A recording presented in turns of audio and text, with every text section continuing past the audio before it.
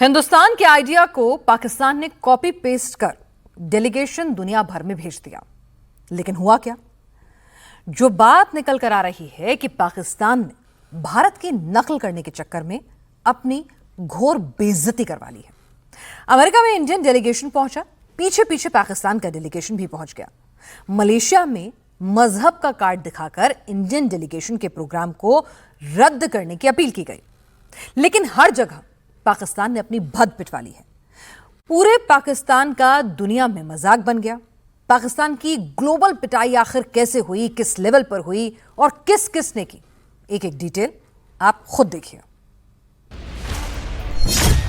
पाकिस्तान की इंटरनेशनल बेइज्जती हो गई, पाकिस्तान की ग्लोबली धुलाई हो गई, पाकिस्तान की अंतर्राष्ट्रीय पिटाई हो गई। भारत वालों ने पाकिस्तान की धुलाई की ही।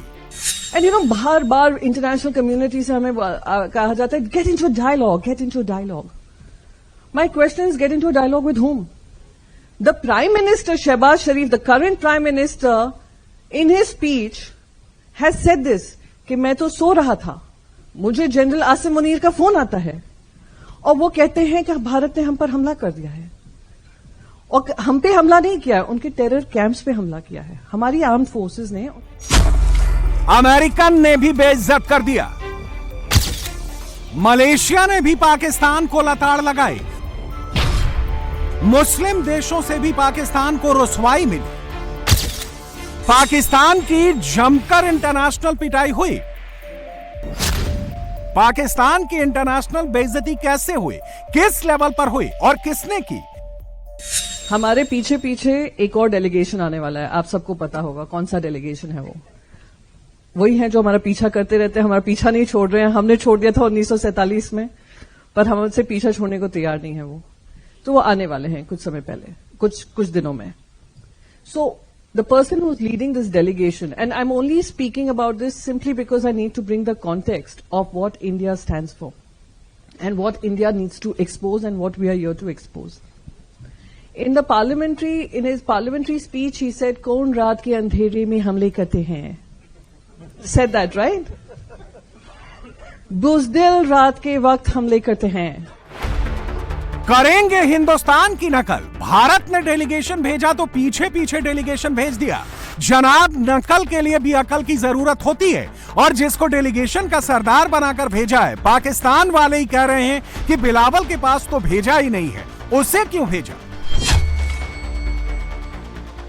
बिलावल भुट्टो नकलची फौज के साथ अमेरिका में संयुक्त राष्ट्र के दफ्तर में पहुंचा था, और जो इसने शुरुआत की वहीं से पाकिस्तान एक्सपोज हो गया।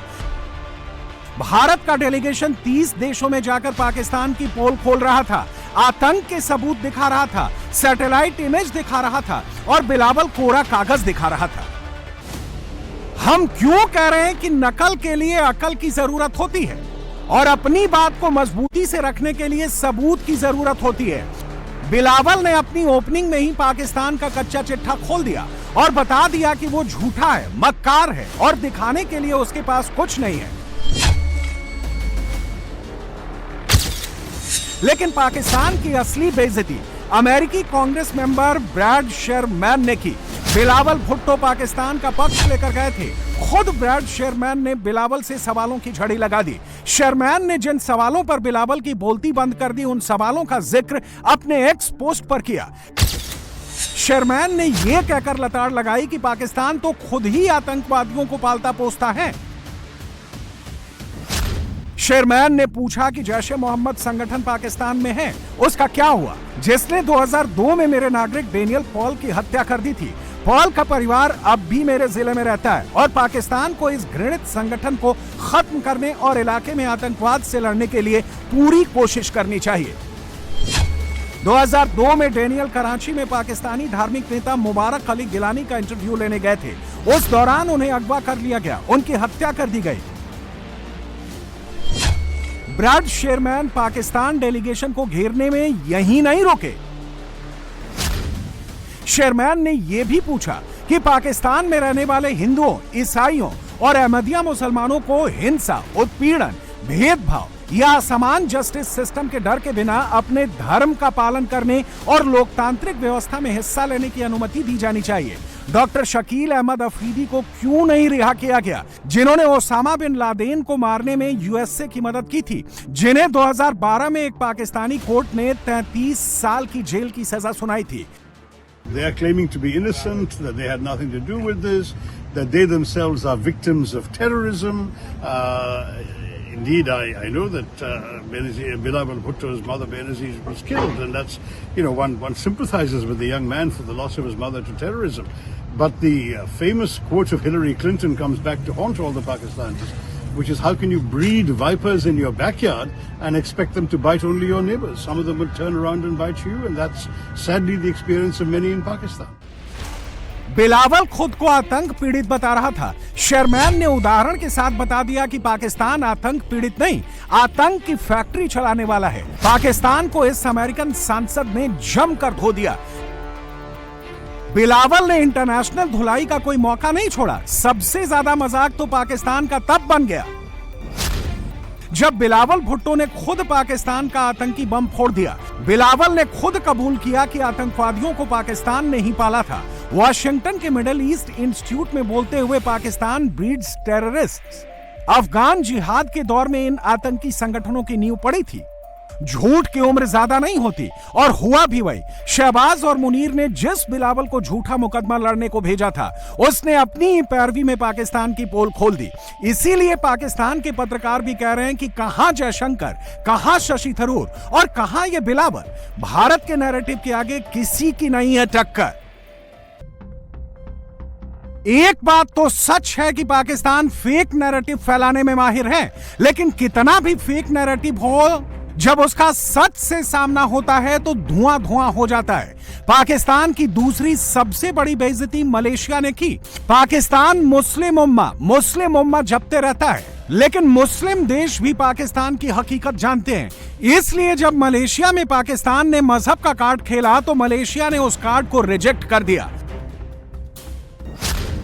मजहब की दुहाई देकर पाकिस्तान ने संजय झा के नेतृत्व वाले इंडियन डेलीगेशन के मलेशिया में होने वाले कार्यक्रमों को रद्द करने की अपील की थी। कहा था कि हम एक इस्लामी देश हैं, आप एक इस्लामी देश हैं, इंडियन डेलीगेशन की बात मत सुनो, मलेशिया में इनके सभी कार्यक्रम को रद्द कर दो। लेकिन पाकिस्तान की मलेशिया ने भी बेइज्जती कर दी। बिल्कुल सक्सेसफुल रहा, और वहाँ पर आपको मुझे लगता है कि वहाँ के अनवर इब्राहिम जो प्रधानमंत्री हैं, उन्होंने कंडेम किया पूरा जम करके, इसमें कोई डाउट नहीं। जो घटना हुई, उन्होंने यहाँ तक कहा कि उसको एकदम जस्टिस पे लाना चाहिए, जो ये काम किया है, कि कोई भी सिविल सोसाइटी में एक्सेप्ट नहीं करेगा। इनफॉर्मली भी जो हमारे एम्बेसी के लोगों से मिले हुए हैं, एम्बेसडर वगैरह से, तो वो अपना कंसर्न शो किया, क्योंकि इन लोगों को भी प्रॉब्लम है। ध्यान रखिए, इनके यहाँ भी सुल्तान है, सिस्टम है, इनको भी लगता है कि ये जो रेडिकल सिस्टम चल गया तो इनके यहाँ भी सब बैठा देगा। ये फियर तो उनको भी है, इस्लामिक रेडिकलिज्म से लेके भय है। वहाँ डी रेडिकलाइज करने का अलग अलग तरीका से वो लोग करने में लगे रहता है, उनको खुद भी भय है। ऐसा थोड़े कि एक कंट्री में आप कीजिएगा और आप बच जाइएगा। पाकिस्तान की रही सही इज्जत एक अरबी पत्रकार ने निकाल दी जब बिलावल ने झूठा नैरेटिव फैलाने की कोशिश की थी कि पहलगाम आतंकी हमले का इस्तेमाल भारत में मुसलमानों को बदनाम करने के लिए सियासी साजिश रची गई। इस इल्जाम की धज्जियां अरबी पत्रकार अहमद फती ने अपने जवाब से ही उड़ा दी।